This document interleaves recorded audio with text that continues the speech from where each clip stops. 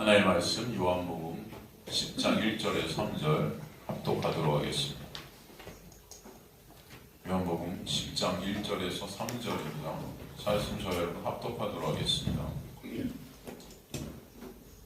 시작. 내가 진실로 진실로 너희에게 이르노니 문을 통하여 양의 우리에 들어가지 아니하고 다른 데로 넘어가는 자는 절도며 강도요 문으로 들어가는 이는 양의 목자라. 문지기는 그를 위하여 문을 열고 양은 그의 음성을 듣나니 그가 자기 양의 이름을 각각 불러 인도하여 보내느니라.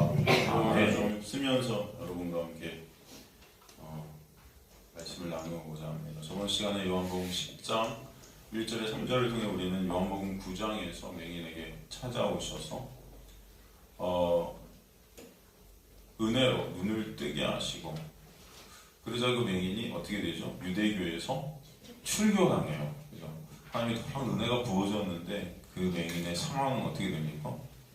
네, 죽음 속으로, 어떻게 보면은 여러분이 생각할 때 참 살 수 없는 그런 상황 속으로 가는 거예요.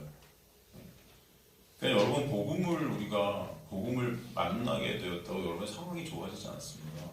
우리는 착각하는 게 예수님 믿으면 우리가 원하는 대로 굉장히 뭐가 좋아질 것 같이 그렇게 생각하는, 그렇게 된다 안 된다, 절대 그렇지 않아요. 이런 말씀을 통해 우리가 그걸 볼 수가 있어요.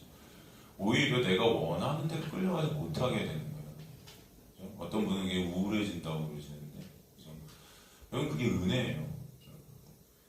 하나님의 은혜가 우리에게 임하면, 여러분, 마틴 루터도 여러분 종교개혁을 일으켰을 때 로마서를 통해서 하나님의 놀라운 복음을 깨닫고 우울증에 걸렸어요. 여러분 아시겠습니까? 왜 우울증에 걸렸겠어요? 인간의 마음대로 안 되는 거예요.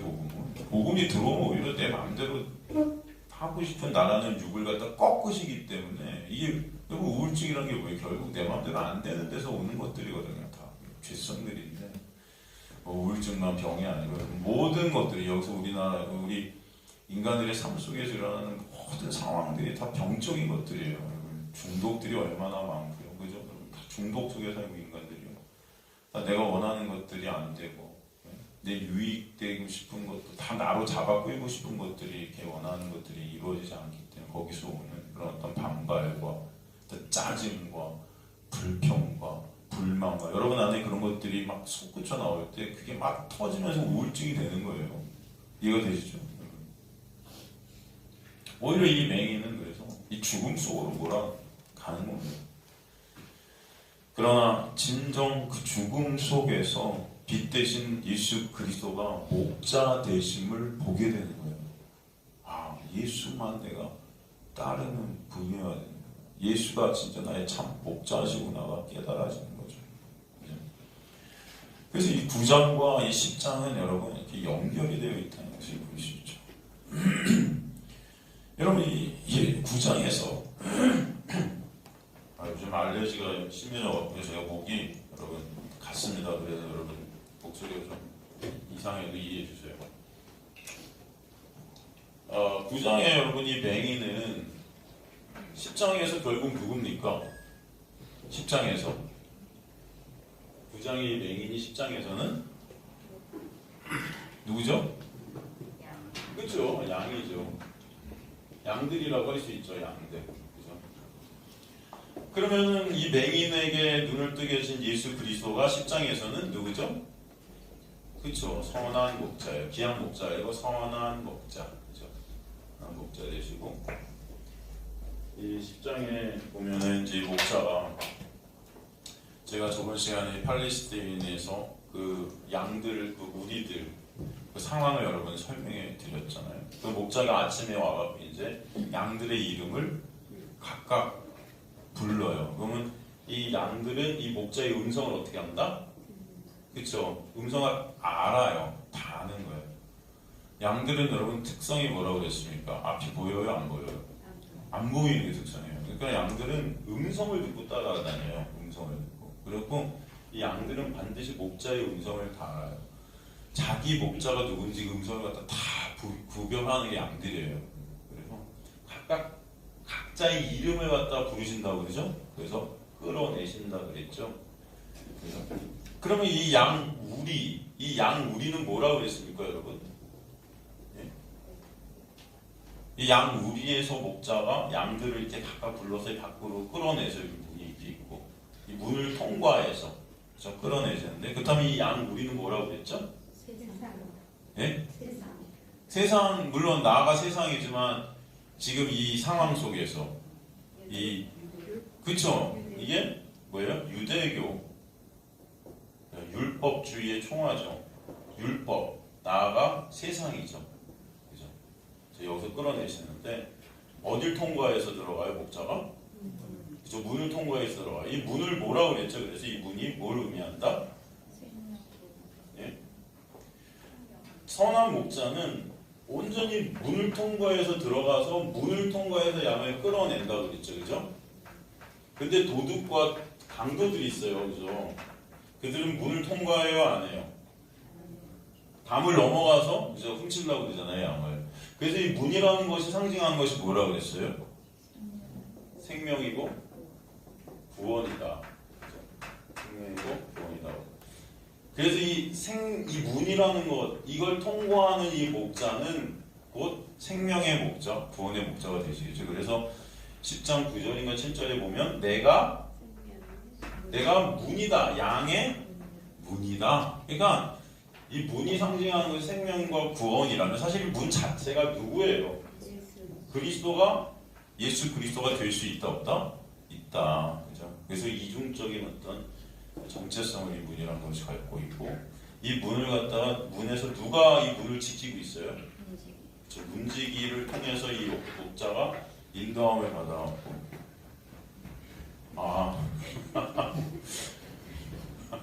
이렇게 들어갔다 나왔다 해요. 그죠? 여러분 이 문지기는 그렇다면은 누구를 상징한다고 그랬어요?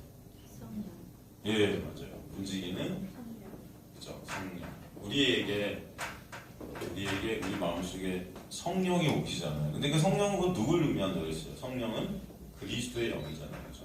그러니까 예수 그리스도. 그러니까 성령이 우리 안에 오시면 누굴 증거해요? 예수를 증거하죠. 예수를 믿어지게 돼.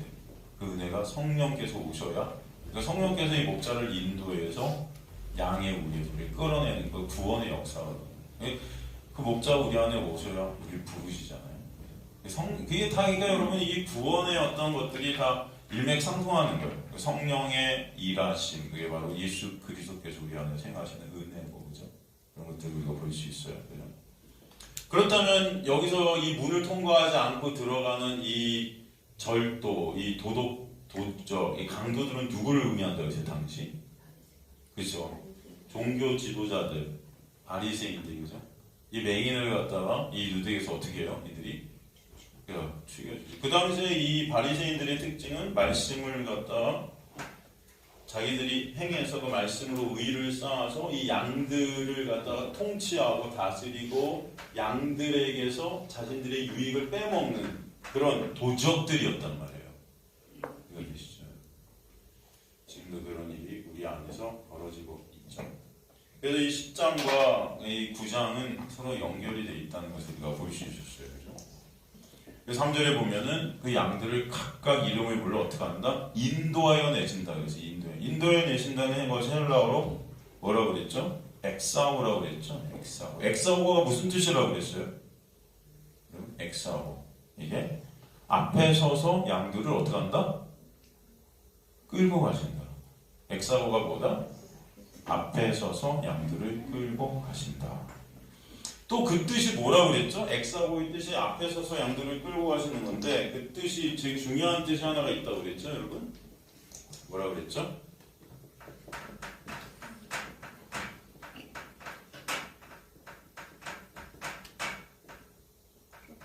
속박에서 풀어내신다. 속박에서 가두고 있는 감옥 같은 곳에서 자유케 하신다. 그게 뭐예요? 인도하여 내신다는 뜻이에요. 하나님 이 율법의 세상 속에서 여러분을 끄집어내시는 거예요. 이 세상이라는 곳에서 여러분을 탈출시키는 거예요. 출애굽의 역사인 거예요. 이게 출애굽. 우린 이 세상에서 여러분 어떻습니까? 왕이 되고자 하잖아요. 이 세상에서 우뚝 서고자 하잖아요. 이 세상에서 영웅 되고자 하잖아요. 근데 하나님의 뜻은 여러분을 그런 여러분이 영웅되고자 하는 그 세상에서 밖으로, 세상 밖으로 끄집어내시는 거예요. 이해가 되죠? 이거 좋으세요? 싫으세요? 여러분 세상에서 다 유명해지고 싶고, 여러분이 원하는 거 되고 싶고, 다 영웅들이 되고 싶고, 사람들의 칭송을 받고 싶고, 사람들의 칭찬과 인기와 이런 것들을 누리고 싶잖아요.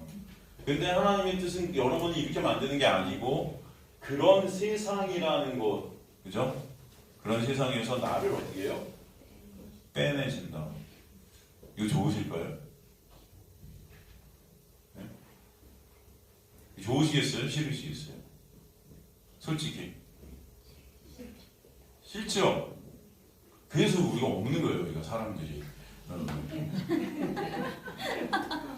네? 제가 여러분 마음속에 좋게 해주는 말씀들을 이렇게 잘 전해줘야 사람들이 확 모일 텐데, 야, 좋대. 거기 가면 너무 좋대. 위로가 돼. 야, 내가 세상에서 하는 거, 원하는 게 다 되게 해주신대. 그렇잖아요, 여러분. 예를 들어서 김일호 집사님 같은 경우는 중기업으로는 이 한국 최고의 중기업자가 되게 해주시는데, 하나님 여기 오면은. 네? 여러분 하는 그 각각의 그 모든 것에서 막 최고가 되게 다 해주신데, 그래야 좋지 않습니까? 네? 아닌가요? 하늘에 있는 메트로폴리탄을 쓰게 해주시는데, 성현이 저 스칼라에 쓰게 해주시는데, 성현아 그러면 좋겠지. 여기 와서 예배를 열심히 드렸더니 하나님이 성현이를 어디로 데리고 가신다? 스칼라로. 여러분 스칼라가 뭔지는 아세요? 뭐냐면 이태리에서 최고 극장이 스칼라예요.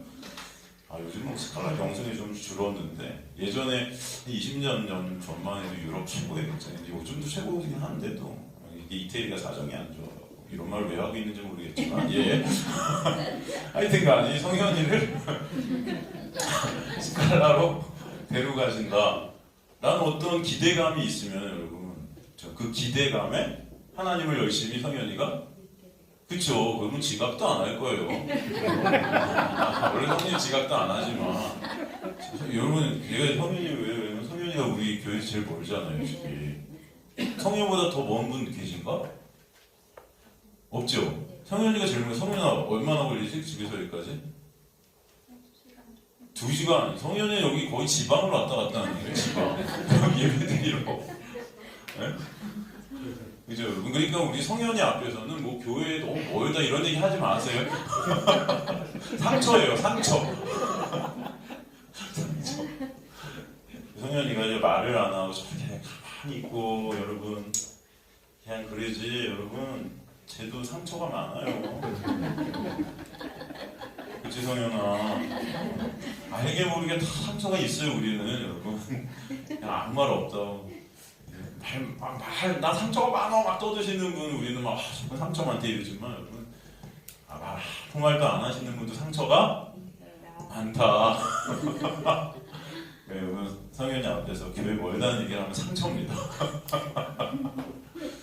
무슨 얘기하다 여기까지 왔나 모르겠지만, 여러분 이 세상이라는 것은 사실 우리가 원하는 것들이 되는 그 세상을 말해요. 그래서 이 신이라는 어떤 이 존재는 항상 우리가 원하는 것들을 이루어주는 어떤 그런 도움이, 뭔가 내 힘으로 안 될 때 신에게 가서 내가 막 노력하고 막 이렇게 했는데 안 되는 어떤 부분들, 그걸 신의 힘으로 좀, 신의 능력으로 우리가 신께 잘 할 테니까 그 신의 능력을 갖다 받아서 좀 내가 원하는 것들을 이룰 수 있어 얼마나 좋을까. 그런 기대감 때문에 결국 교회에 오는 거예요. 솔직히 까놓고. 그렇죠? 세상 사람들이 다 그렇게 교회 가요. 제가 만난 교인들은 다 그랬어요.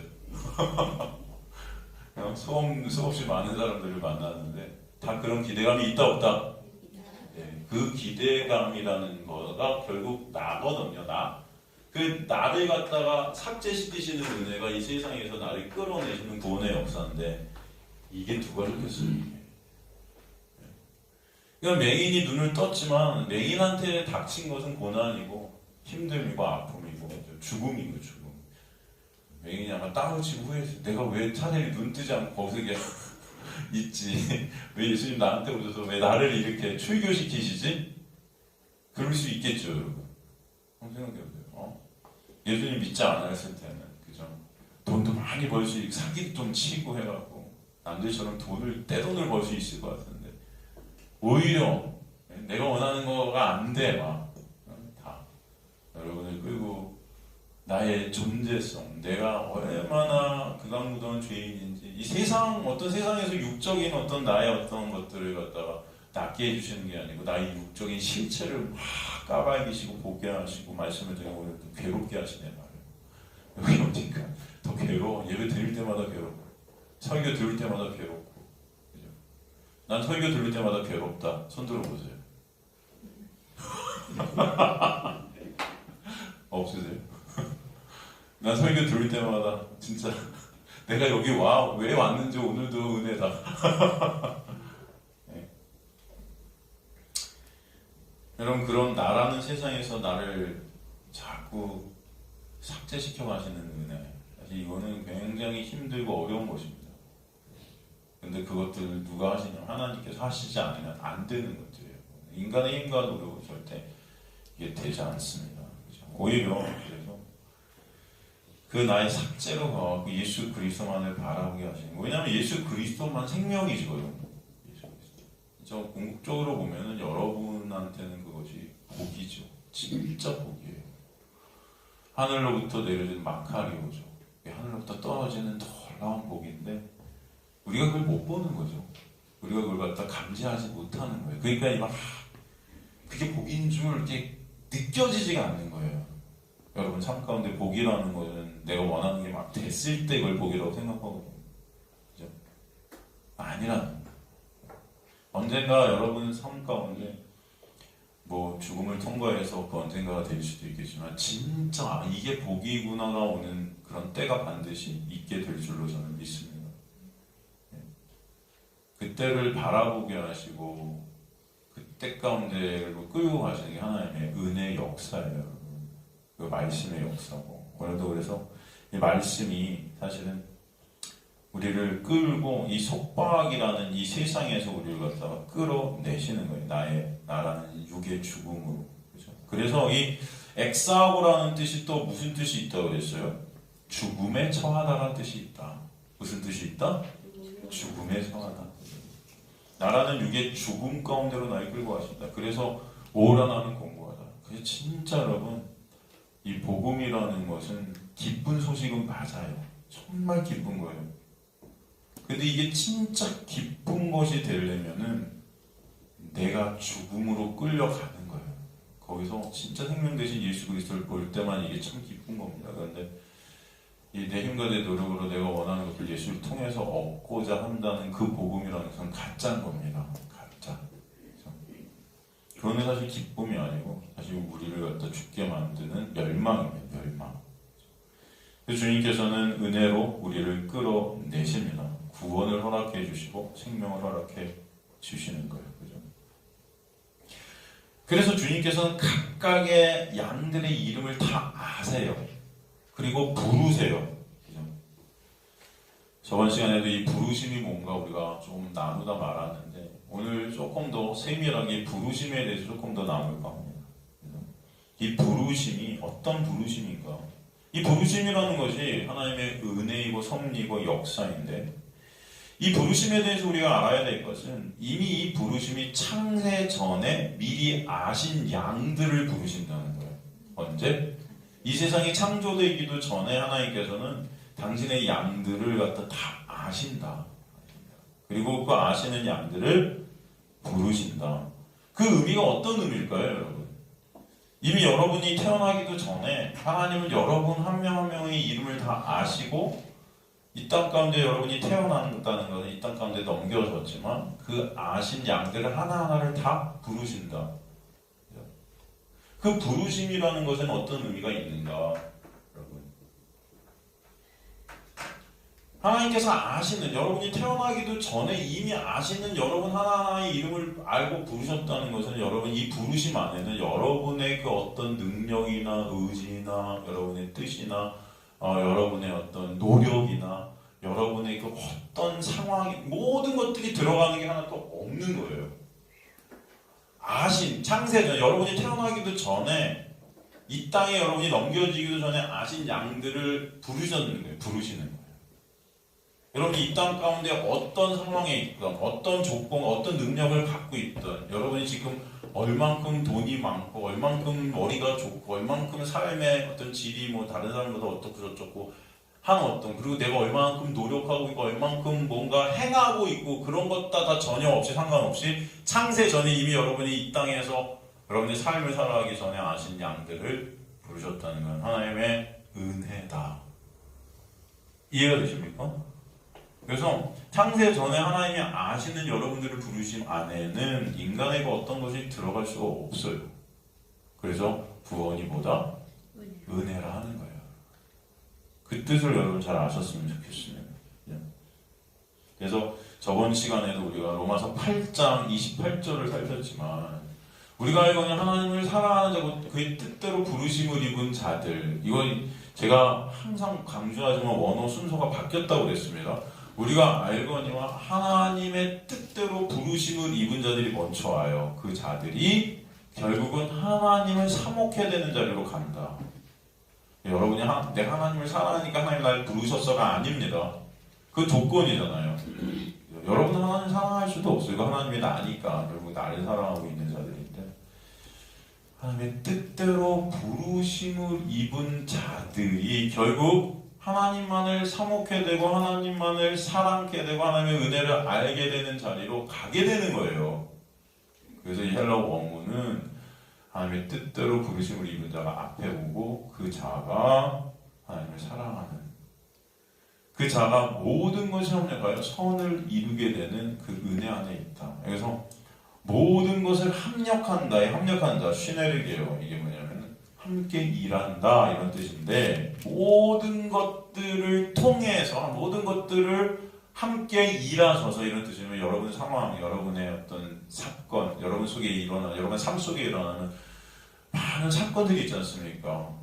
어제도 있었던, 오늘도 있었던, 내일도 있을 어떤 사건들, 상황들, 나의 형편들, 이 모든 것들을 다 어떻게 같이 막 일하셔서 하나님은 선이라는 아가토스 구원을 이루신다는 거예요. 뭘 이루신다? 그죠? 구원을 이루신다는 건 다른 말로 뭐다? 이 세상에서 여러분을 어떻게 한다? 끄집어내신다. 이 세상이라는 곳에서 여러분들 끄집어내시는데 모든 것을 동원하신다. 모든 것을 동원하셔서 나라는 세상을 구축하는 그 나를 갖다 자꾸 삭제시켜 가신다. 그러니까 여러분이 원하는 게 되겠어요? 안 되겠어요? 안 돼요. 그게 맞는 거죠. 여러분이 원하는 것이라는 것이 결국 뭡니까? 가만히 한번 생각해 보세요. 정말 예수님을 위한 하나님의 영광을 위한 것들입니까? 가만히 보면은 다 아니에요. 내 유익들이고, 그죠? 다 내 이름, 내 어떤 명예, 내 거죠, 다 내 거. 그런 것들이 여러분 다 욕심으로 작용하는 거예요, 욕심. 그죠? 욕심 때문에 우리는 결국은 서로 망하고 있는 것입니다. 망하고 있는 거. 욕심이 잉태해 죄를 낳고, 죄가 장성하면 뭐가 돼요? 사망이 돼요. 우리가 사망 속에 갇혀 있는 자들. 그런 자들을 갖다 끌어내시는 거예요. 그 모든 것들을 하면서 여러분을 갖다 삭제시켜 가십니다. 29절에 보면은 로마서 8장 29절에 보면 그 이유가 설명되어 있어요. 28절의 이유가 29절입니다. 왜 그렇게 모든 것들을 다 통해서 여러분을 이 세상이라는 곳에 끄집어내셔서 나라는 육을 죽여가시고 정말 예수 그리스도만을 바라보는 자리로 끌고 가시는 이유가 29절이다. 아시겠습니까? 29절에 뭐라고 그러죠? 하나님이 미리 아신 자들을, 그죠? 아까 양의 이름을 각각 불러 양을 다 이미 미리 아시는 거예요. 그죠? 또한 그 아들의 형상을 본받게 하기 위하여 미리 어떻게 하셨다? 정하셨으니 이는 그런 많은 형제 중에서 맏아들이 되게 하려 하심이니라. 그로, 여기서 그는 누구죠? 예? 여기서 그는 저예요? 여러분입니까? 예수가 많은 형제 중에 뭐가 되게? 마다들이. 여러분 29절 같은 게 29절이 이제 이유인데 해석이 여러분 좀 이게 참 모호해요. 여러분 추상적이에요. 그 아들의 형상을 본받게 하기 위하여 또 많은 형제 중에 맏아들이 되게 한다. 이게 의미가 무슨 의미일까? 여러분 이 의미를 정확히 알아야 29절이 여러분에게 마음속에 또 들어올 줄로 생각이 되는데 우리 한번 오늘은 그래서 사실 이건 여러분 다 아시는데 제가 예전에 이거 설명했나 모르겠는데 로마서 성경 공부 때는 이걸 다 정확히 제가 했었는데 여러분과 아는 적이 있는지 없는지가 막 오락가락해요. 그래서 오늘은 이걸 갖다 넘어가려고 했었는데 그래서 제가 이렇게 보면서 정확한 이 의미들을 하나하나 좀 알고 넘어가면 좋지 않을까. 아시는 분들은 복습하시고요. 모르시는 분들은 새롭게 아시면 더 좋지 않을까 해서 한번 좀 살펴볼까 합니다. 미리 아신 자들이 프로에그노라는 헬라어예요. 프로에그노. 이건 뭐냐면 프로가 이제 앞에, 미리, 그 전에. 이 프로기노스코에서 나온 단어인데 이 히브리어의 야다거든요. 야다가 뭐냐면 정말 인격적으로 아시는 거예요. 이 단어가 구약에 어디에 쓰였냐면 예레미야서 1장 5절 같은 경우 예레미야서 1장 5절 내가 너를 모태에 짓기 전에 너를 어떻게 됐다? 알았고 우리가 엄마 뱃속에서 이렇게 생겨나기도 전에 내가 너를 어떻게 했다? 아셨다. 예, 여러분 안에 믿어지시는 은혜가 있게 되길 좀 간절히 소망합니다. 그러면 참 놀라운 거 아닙니까? 내가 나를 아셨대요. 하나님께서 여러분을 아셨다. 태어나기도 전에 이미 구별했다. 이미 태어나기 전에 열방의 선지자로 세웠다. 그죠? 너를 성별하였다, 구별했다는 것은 따로 이렇게 구별해서 너를 여러 나라의 선지자로 세웠다. 이 단어는 그래서 지명하다 뭐 이런 뜻이 있어요. 지명하다. 구별하여 세우는 것과 관련된 단어예요. 선지서의 이 단어는 하나님의 자녀들에게 하나님의 사랑과 은혜를 드러내시는 그런 택하심안에 있는 약속, 언약적 단어예요. 무슨 단어다? 언약적, 약속의 단어다. 이 약속의 단어. 이게 바로 뭐예요? 미리 아신다라는 것이 약속의 단어예요. 반드시 내가 너를 이렇게 할 거야 라는 어떤 약속이 거기 들어있는 거죠.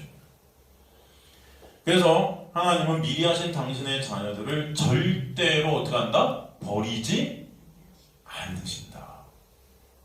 약속이. 여러분의 약속 안에 있는 자들임을 믿으시는 분들이 소망합니다. 여러분을 그 사랑의 속에서 끊을 자가 있다 없다?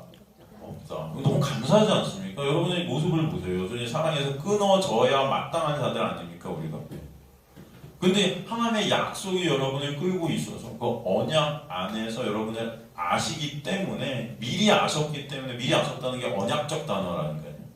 그래서 절대 버리거나 끊지 않으실 것이다. 여러분이 어떻든 여러분의 자녀들이 여러분의 기대와 달리 여러분에게 실망을 주고 그래도 여러분 끊어낼 수 있어요 없어요? 있으세요? 할렐루야 있으시다. 전 있습니다. 없잖아요 솔직히 없잖아요. 크면 클수록 조금 할 때는 그래서 내 말대로 이렇게 듣고 있는데 크면 클수록 내 말 들어야 안 들어요? 듣습니까 안 듣습니까? 그래도 또 이제 생각하시겠죠. 그래도 우리 자녀는 내 말 잘 듣는데 니네 자녀는 아닌가 보구나. 또 여러분 이러고 계시고 계실지 모르지만 더 살아보세요. 네, 가다 보면 이제 여러분 마음대로 안 되는 게 누구다? 네, 자신이다요? 자녀다. 우리 마음대로 안 돼요. 그 자녀가 곧 나예요. 가만히 보는데 여러분도 여러분 부모에게 마음대로 안 하셨을 거예요. 다 똑같죠, 여러분. 네. 이동훈 집사님이 제일 좋아하시는데 시온이 그래도 정말 착한 것 같아요. 네. 여하튼 여러분 이 미리 아셨다는 것은 여러분의 어떻든 하나님 끊어내지 않으신다는 거예요. 그 은혜가 여러분에게 있음을 아시기 간절히 소망합니다. 그래서 이 미리 아셨다는 이 단어는 여러분 하나님의 놀라운 은혜를 설명하는 단어라는 걸 아셔야 돼요. 그냥 미리 아셨대가 아니에요. 여러분. 이 미리 아셨다는 거 안에 뭐가 있다? 언약이 있다. 언약이. 어떤 언약? 여러분이 끝까지 붙잡고 끊어버리지 않고 온전한 하나님의 자녀로 완성시키신다는 그 약속이 이 단어 안에 들어있다. 그럼 이 단어가 여러분 그냥 흘려보내는 단어가 아니고 굉장히 아름답고 귀한 단어일 줄 믿습니다. 그죠? 로마서 11장 2절 보면은 로마서 11장 2절 보면은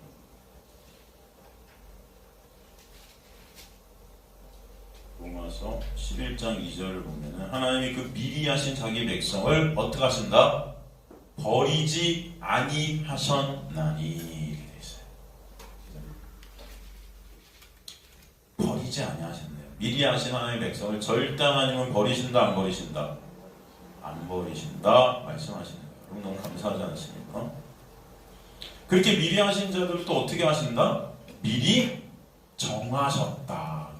미리 정하셨다. 이 정하셨다. 프로오리존이라고 하는 헬라어인데 이 프로오리조라는 헬라어의 3인칭 단수, 부정하고 능동태 직설법인데 이것은 뭐냐? 주님께서 쉬운 말로 예정하셨다는 거예요. 어떻게 하셨다? 예정하셨다. 미리 정해버리셨다. 이 단어가 이제 문법적으로 보면 부정과거라는 문법이 여기 쓰였는데 이건 뭐냐면은 이게 완료 상태라는 걸 의미합니다. 정해진 게 이미 다 끝나버렸다는 게 예전에 여러분이 태어나기도 전에 미리 아신 여러분을 그냥 정해버리셨다. 다 끝나버리니까 이미 여러분의 모습이 지금 어떻든 여러분을 하나님께서 그렇게 정해버리셨다. 여러분 이게 정말 은혜가 여러분에게 되시길 정말 되게 소망합니다. 그러니까 이 예정하심이라는 게 이 세상이 창조되기도 전에 이미 결정돼 버리고 완료돼 버렸다는 게 여러분 너무 감사하지 않습니까? 왜냐면 여러분이 이렇지 않으면요 인간들 중에는 하나님의 나라에 갈 자가 없어요. 그걸 아셔야 돼요. 그래서 이게 은혜인 거예요. 여러분의 힘과 노력으로 되겠습니까? 안 돼요. 하나님의 이 놀라운 예정하심이 여러분을 끌고 계시지 않으면 안 되는 거예요, 여러분. 그래서 이 단어가 여러분에게 진정 감사가 되시길 간절히 소망합니다. 그래서 이 프로오리조라는 단어를 조금 더 살펴보면 이 단어 원래 프로, 뭐뭐 전에와 오리조. 이 오리조가 뭐냐면은 결정하다, 결정하다.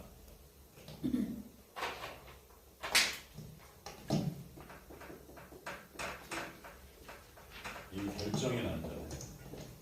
결정이 난 거예요, 여러분. 결정 났어요. 뭐뭐 전에 이미 결정되었다. 그렇다면 왜 하나님은 창세 전에 미리 다 여러분을 결정해 놓으신 걸까? 왜일까요, 여러분? 네? 왜? 영어로 why? 왜일까요? 네? 본문에 답이 나와 있어요. 본문 한번 보세요. 오늘 로마서 우리 11장, 로마서 8장 아까 몇 절이요? 29절인가요? 29절에 답이 나와 있어요. 왜 우리를 미리 결정하신 것일까? 이유 29절에 보면은 뭐라고 그러죠?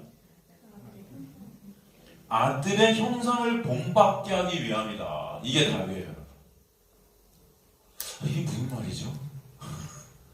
아들의 형상을 본받게 하기 위해 여러분을 어떻게 해요? 미리 다 정해버리셨다. 그래서 아들의 형상을 본받게 하시려. 여기서 형상이라는 단어, 에이콘이라는 헬라어 쓰죠. 에이콘. 이거 뭐냐면은 몸으로 보이다. 유사하게 보이다. 뭐 이런 뜻이에요. 그러니까 여러분은 예를 들어서 제가 경찰이 아닌데 경찰복을 입고 딱 있어요. 그럼 경찰복을 입고 있는 제가 경찰관 같이 보이는 거예요. 이해가 되세요? 그런 느낌인 거죠. 여러분 의사가 아니고 병원에서 하얀 가운을 막 입고 돌아다녀요, 여러분이. 그러면 뭐로 보여요? 사람들은 쟤 의사 같아. 쟤 의사 선생님 아니야? 의사 선생님이세요? 아닌데요. 근데 가운을 왜 입고 있어요? 이해가 되시죠, 여러분? 유사하게 보인다. 이 단어의 의미는 아들의 옷을 입게 된다 이런 뜻이에요. 이해가 되세요? 예수 그리스도라는 옷을 입게 된다. 그냥 아들로 덧입다 이런 뜻. 우리 성경에 보면 덧입게 된다. 이 위에 뭔가 더 입혀지는 거예요. 우리가 입는 옷은 다 누더기 옷 같은 옷인데 이 옷이 우리가 쌓은 어떤 의라는 인간의 의라는 이 옷들이 다 이 하나님 앞에 다 똥걸레 같다고 그랬잖아요. 근데 그 위에 아주 아름답고 거룩한 옷이 입혀지는 게 어떤 옷이에요? 예수 그리스도가 십자가로 짠 피로 만든 그 의의 옷. 그것이 입혀지니까 예수님인가? 예수처럼 어떻게 돼요? 보이게 되는 거예요. 여러분 예수가 아닌데. 제가 항상 그러지만 여러분의 힘과 노력으로 내가 어떤 행위를 통해서 여러분이 예수가 되는 게 아니에요. 이것도 착각해야 돼요. 하나님은 예수님만 상대하신다고 그러니까 어떤 사람들은 제가 어디서 들었는데 무슨 자기들이 예수가 되려 한대요. 그래서 40일 금식하고 맨날 이래서. 여러분 40일 금식하는 거 제가 반대하는 게 아닙니다. 근데 우리 하지 마세요.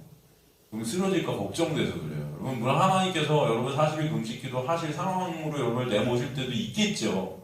그럼 여러분이 하기 싫어도 하실 때가 있을 수도 있어요. 하지만 40일 금식기도를 예수님이 하셨으니 나도 하리 이런 건 아니에요. 여러분 이해가 되세요? 여러분 병원에 입원하세요. 저는 빨리 하나님 만나고 싶어서 그런 게 아니에요. 내가 예수 되는 게 아니에요. 구원이라는 것은 예수의 옷이 여러분에게 덧 입혀져서 예수같이 보이게 하시는 게 구원인 거예요. 이해가 되시죠? 그래서 하나님이 여러분을 보실 때 누구로 보시는 거예요? 저 예수 아니야? 이렇게 말해요. 저 예수가 입는 옷을 입고 있네 쟤. 그래서 그것 때문에 하늘나라에 여러분을 들이신다. 이해가 되십니까? 그걸 복음이라고 너무 감사하잖아요. 여러분은 예수가 절대 될 수 있다 없다? 없다. 하나님의 말씀을 지킬 수 있다 없다? 없다. 근데 내가 예수 되려고 내가 무슨 거룩을 이룬다고 하나님의 말씀을 내가 다 지킬 수 있다고 이렇게 착각하고 있는 분들이 계신 것 같아요. 그걸 율법주의라고 해요. 그걸 통해서 내가 예수 되면 뭐예요? 그 영광을 내가 챙기라는 거예요. 예수같이 40일 금식기도 여러분 아마 제가 40일 금식기도 딱 쓰면 여러분 제 눈빛이 달라졌을지 몰라요. 여러분을 다 정죄하고 있을지 몰라요. 나같이 40일 금식기도도 못하는 여러분이요 하면서 막 이렇게 그것도 못해 막 이러고 있을지 몰라요 진짜. 여러분이 40일 금식기도 하시잖아요. 그러면 40일 금식기도 못하는 사람들을 분명히 어떻게 해요? 여러분 밑에 두고 정죄할 수밖에 없는 게 인간이에요. 이해가 되시죠? 이게 인간의 속성이고 본성이에요. 그리고 인간의 의식이에요. 예수처럼 보이게 하시기 위해서, 그죠? 본받게 하기 위해서, 그 아들의 형상을 어떻게? 본받게 하기 위해서, 이 휘모르포스라는 거. 예전에 제가 에베소서 공부할 때 말씀 중에 하나님을 본받아, 뭐 이런 뜻이, 미메테스라는 이 단어를 갖다 했는데, 이 단어는 그거랑 다른 단어. 이 휘모르포스라는 단어는 같은 모양의 그런 뜻이에요. 같은 모양. 이 단어가 신약 성경에 딱 두 군데 써요. 오늘 여기, 그 다음에 빌립보서 3장 21절.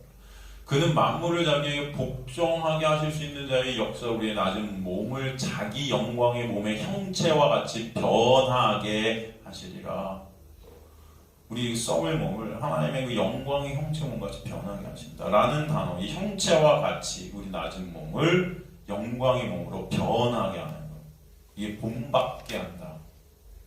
본받게 한다. 그러니까 이 의미는 예수 그리스도의 십자가의 죽으심과 부활을 통해서 예수 안에서 우리를 예수의 옷을 입고 예수의 의의 옷을 입은 예수와 같이 보이는 그런 예수와 같은 그런 존재가 되게끔 역사하신다. 다시 설명하면 그래서 그 아들의 형상을 본받게 하기 위해서라는 말씀은 아들처럼 보이게 하시기 위해서 예수라는 그 의옷을 입혀주시는 것을 말씀하시는 거예요, 사실. 그렇게 또 하신 궁극적인 목적이 그럼 또 뭐다 하면은, 다시 본문으로 돌아가면 로마서 8장 29절에 이는 궁극적인 최종 목적이 그로 많은 형제 중에서 뭐가 되게? 맏아들이 되게 하라. 이 맏아들이 하라 프로토토코스라는 것은 뭐냐면은 초태생이에요. 초태생. 뭐다? 초태생이에요. 이 굉장히 중요한 단어입니다. 굉장히 중요한 단어예요. 프로토토코스. 이 초태생의 의미가 어떤 의미가 있냐면은 여러분,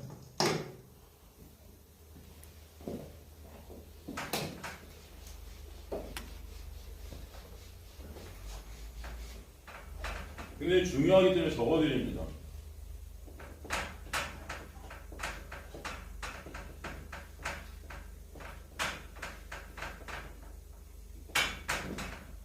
모든 것 중에 최고예요. 최고. 모든 것 중에 으뜸이에요. 이게. 이 초태생이라는 단어 안에는 어떤 의미가 들어있다?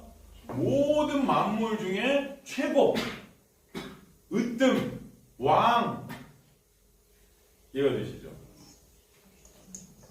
그러니까 예수 그리스도가 우리의 최고의 자리, 최고의 지위, 최고 으뜸이 되게 하기 위해서 궁극적으로. 그래야 누구만 영광받아요? 그렇죠? 으뜸이신 분 예수만 영광을 받으시는 거거든요. 다시 쉽게 제가 29절을 번역하면은 하나님께서 창세 전에 이미 당신의 자녀들을 정해버리셨어요. 그리고 그들을 이 땅으로 넘기셨어요. 이 율법의 세상, 죄악의 세상, 죄의 권세 아래로. 그런 여러분을 그러나 예수 그리스도가 오셔서 십자가를 통해 예수 그리스도의 그 거룩한 의의 옷을 거저 은혜로 값없이 입게 하셔서 그 예수 안에서 예수의 옷을 입어 예수처럼 여겨지게 하신 그 목적이 뭐다? 그 은혜로 말미암아 하나님의 영광을 찬송하게 하기 위함이다 라는 그 해석이 바로 29절입니다. 이해가 되시죠? 그러니까 궁극적인 목적은 하나님의 영광이 있어요.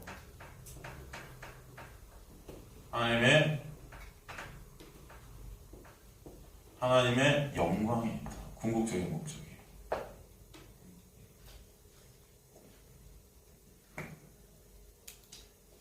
그렇기 때문에 이 땅, 이 세상이라는 것에 저와 여러분을 미리 정하셨지만 보내시는 거예요. 그리고 죄 가운데 죽을 수밖에 없는 이 인생이라는 어둠을 통해서 진짜 은혜를 아는 자들로 다시 새롭게 만들어 버리시는 것입니다. 그 과정이 십자가를 통해서 그것을 갖다 만드시는 과정이 있게 하시고, 그래서 그 십자가의 은혜를 아는 여러분은 여러분 마음속에서 깊이 찬송케 되는 거예요. 하나님을. 그 하나님의 영광이라고 합니다. 30절에 또 뭐라고 더 덧붙여서 말씀하시냐? 또 미리 정하신 그들을 동안 어떻게 하셨다? 부르신 그들을 또한 어떻게 하셨다? 의롭다 하시고. 그래서 의롭다 하셨다는 것은 의롭지 못한데, 여전히 의롭지 못한데 의롭다고 결정해버리신 거예요. 예수의 십자가를 통해서 의롭다고 여러분을 여기게 하시는 거예요. 또 의롭다 하신 그들을 영화롭게 하셨다. 이 영화롭게 하셨다는 것은 주님의 나라, 이제 나중에 여러분이 있을 그 주님의 나라에서 주님의 영광 가운데 있게 하신다. 근데 여기서 가만히 보면은 여러분 30절에 우리가 볼 것이 미리 정하셨다는 것은 사실 창세 전에 이루어진 것이고, 우리를 부르시고 의롭다 하신다는 것은 지금 우리 인생 가운데 일어나는 사건들이잖아요. 그리고 나중에 영화롭게 하신다는 것은 우리 시간으로 볼 때는 미래에 일어날 사건이잖아요. 그죠? 그죠? 근데 이 사건들이 다 하나님 안에서는 구원이라는 어떤 그 시점 안에 다 있는 거예요. 이해하시나요? 그래서 하나님의 구원 안에 과거, 현재, 미래의 사건들이 다 현재형으로 들어가 있는 거예요. 제가 이런 설명을 드린 적이 있는데 여러분, 하나님의 시간과 인간의 시간은 다르다. 그걸 갖다 우리가 예로 같은 단어지만 태초라는 단어가 있어요. 근데 여러분, 이 태초라는 단어가 똑같이 쓰인 것이 신약과 구약에서 어디입니까? 구약에서는 어디서 쓰이죠? 태초가 창세기에, 그죠? 신약에 와서는 그게 어디 쓰이죠? 요한복음에. 그죠? 요한복음 1장에 있잖아요, 그죠? 태초에 뭐가 계시니라? 그죠? 태초에 하나님 천지를 어떻게 하셨다? 그죠? 같은 태초야, 그죠? 같은 태초인데, 근데 이 뜻이 달라요. 그죠? 달라요. 어떻게 다르다 그랬죠? 제가 설명해 드린 것 같은데. 똑같은 태초지만 의미가 완전히 달라요. 창세기에 나오는 태초의 의미는 여러분, 공간적 태초일까요? 시간적 태초일까요? 창세기에 나오는 태초라는 단어가 공간적 태초일까요? 시간적 태초일까요?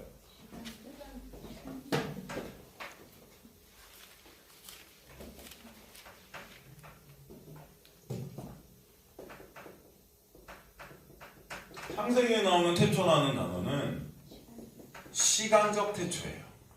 이해가 되시죠? 그렇다면 요한복음에 나오는 태초라는 의미는 어떤 태초일까요? 그렇죠. 공간적 태초예요. 그죠? 그렇다면 질문이 하나가 드실 거예요. 그죠? 공간적 태초라는 의미가 뭡니까? 네? 공간적 태초. 이게 무슨 말이죠?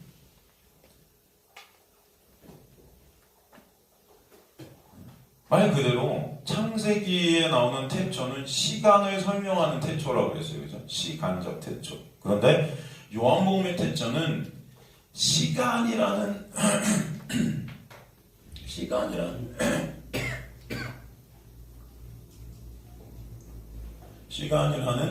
공간 밖에 있는 개념의 태초라는 거예요. 뭐의 태초다? 시간이라는 공간 밖에 있는 태초다.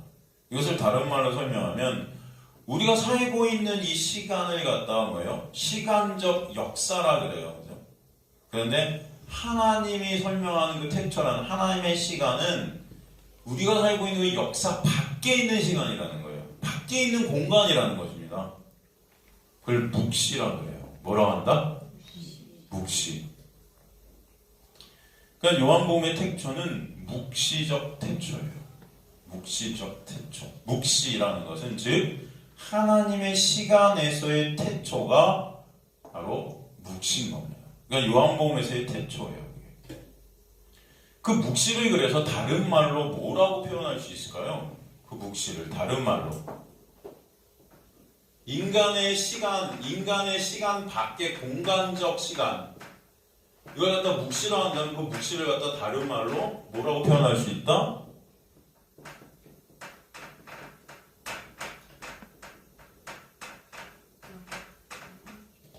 영원, 영생이라고 표현할 수 있다.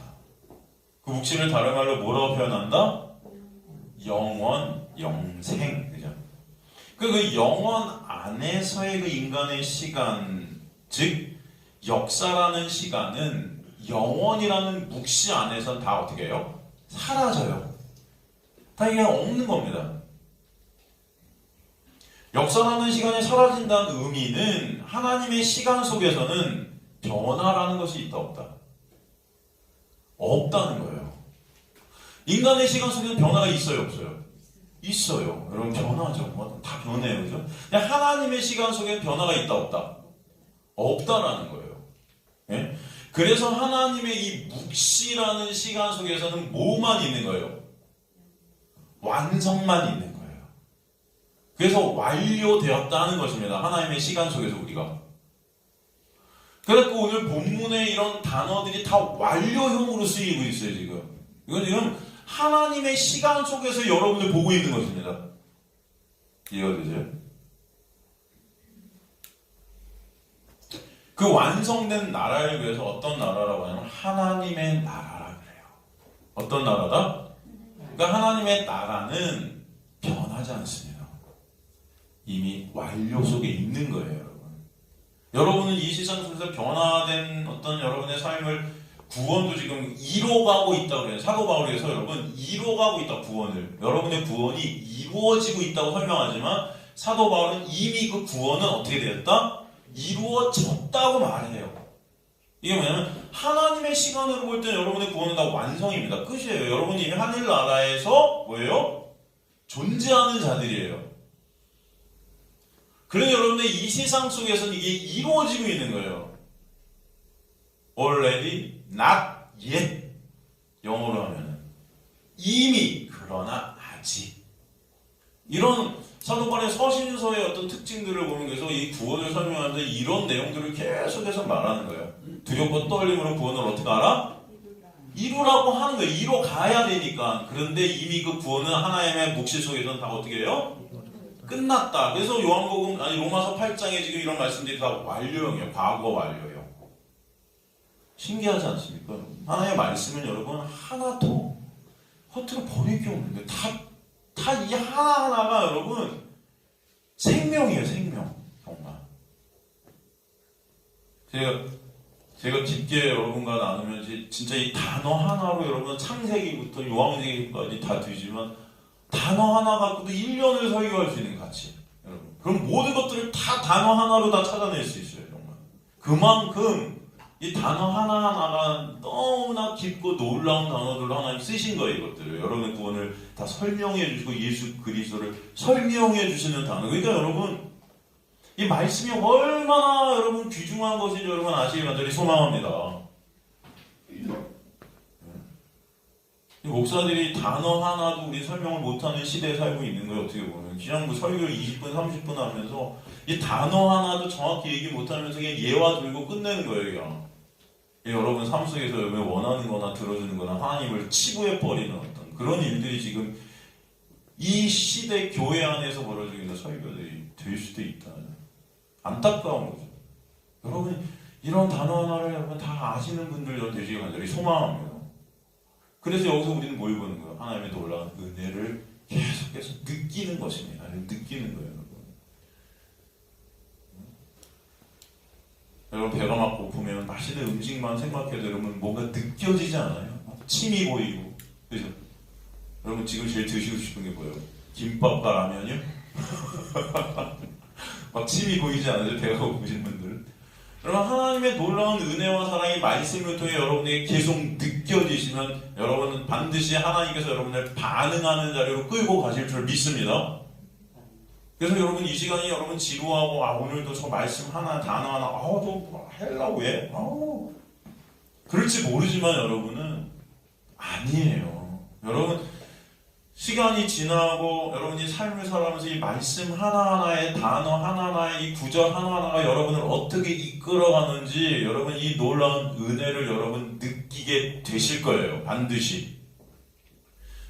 예전이나 지금이나 우리 목사님 말씀은 어려워라고 생각하시는 분들도 있고 오늘도 또 예수고 오늘도 말씀을 통해 십자가하고 오늘도 교회 가면 고난이야. 나는 2시간 고난.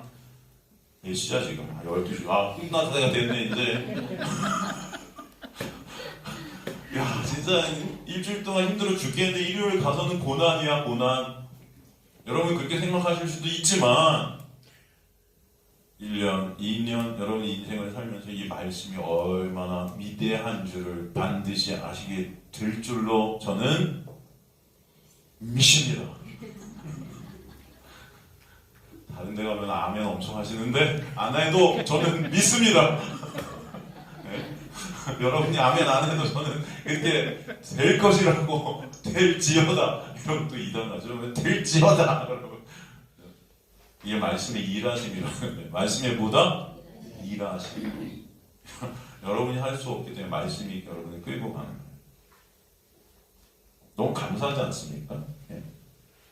그래서 다시 돌아가면 이 공간적 태초에 계시던 하나님이 역사라는 시간적 태초로 들어오셔서 구원의 일을 하시기 시작하신 사건을 설명해 가는 게 이제 성경이에요. 창세기 1장 1절부터 공간적 태초, 즉 묵시 속에, 영혼 속에 계신 분이 인간의 시간으로 오시는 거예요. 그래서 여러분의 구원을 이루시는 것, 누굴 통해서? 예수를 통해서 이뤄가시는 것. 그 일하심이 그래서 성경 창세기부터 요한계시록 전체를 통해서 펼쳐지는 것. 이게 바로 인간의 시간적 역사라는 시간이에요. 그래서 이 인간의 시간에, 그 시간적 역사 속에 오셔서 공간적 시간, 즉 묵시, 영생, 즉 하나님의 나라죠. 그 예수의 일하심을 보여주시는 것입니다. 묵시를 보여주시는 거예요. 영원히 뭔지를 알게 하시는 거예요. 영생이 뭔지를 알게 하시는 거예요. 영생은 뭐 유일하신 하나님의 너가 예수 그리스도를 어떻게 하는 거다? 아는 거다. 그래서 알려주시는 거예요. 그래서 역사를 영어로 뭐라 그래요? 히스토리라는 거예요. 거기서 히는 누굽니까? 예수예요. 역사가 누구다? 그러니까 그리스도인들은 역사를 통해 누굴 본다? 여러분의 여기서 역사란 여러분의 인생을 뜻하는 것입니다. 여러분의 삶을 통해서 예수를 보는 자들이 되게 하시는 게 하나님의 택한 자들의 삶 가운데 반드시 있게 하신다. 아시겠습니까, 여러분? 그걸 히스토리라고 그래요. 골로새 1장 15절에서 17절. 다음 시간에 할까요? 여러분 너무 힘드시죠, 솔직히. 겉으로는 웃고 계시지만 속으로는 제발 다음 시간. 목사님 이미 너무 많은 것들을 지금 했어요. 하려고 단어만 몇 개가 나오는지 몰라요. 제발 이제는 식사 시간. 3분 남았는데 찬송하시겠습니다. 여러분 다 아시는 말씀들인데 제가 복습하는 겁니다.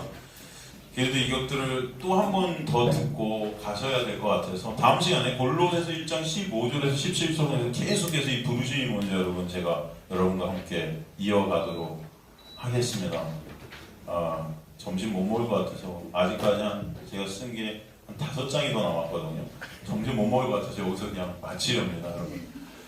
오늘도 여러분을 그렇게 부르셨다는 게 얼마나 큰 은혜인지 아시길 간절히 소망합니다. 결론은 그래서 말씀을 통해서 여러분 예수를 보시는 분들이 되는 게 하나님의 목적이고 그 예수의 은혜를 말씀을 통해서 알게 되고 깨달은 자들이 하나님께 영광이 되는 거예요. 찬송이 되게 하시는 거예요. 그게 미리 아셨다, 부르셨다는 단어 안에 다 들어있는 것입니다. 여러분 이것들 오늘 여러분 적으신 분들도 계실 테고 또 들으신 분도 계실 때 잊어버리실 거예요. 그러나 다시 또 생각나게 하실 줄 믿습니다. 적으신 분들은 집에 가서 다시 한번 보시고요. 마음속에 넣으세요. 그리고 묵상해 보세요. 이게 얼마나 감사한지 생각해 보세요, 여러분. 그죠? 회개라는 단어 안에는 어떤 단어, 어떤 뜻이 있냐면 깊이 생각하다. 여러분 현대인들은 요즘 깊이 생각을 못하면서 살아요. 너무 바쁘니까, 너무 분주하니까. 하나님께서, 성령께서 여러분 정말 깊이 있게 말씀을 생각하게 하실 줄 믿습니다.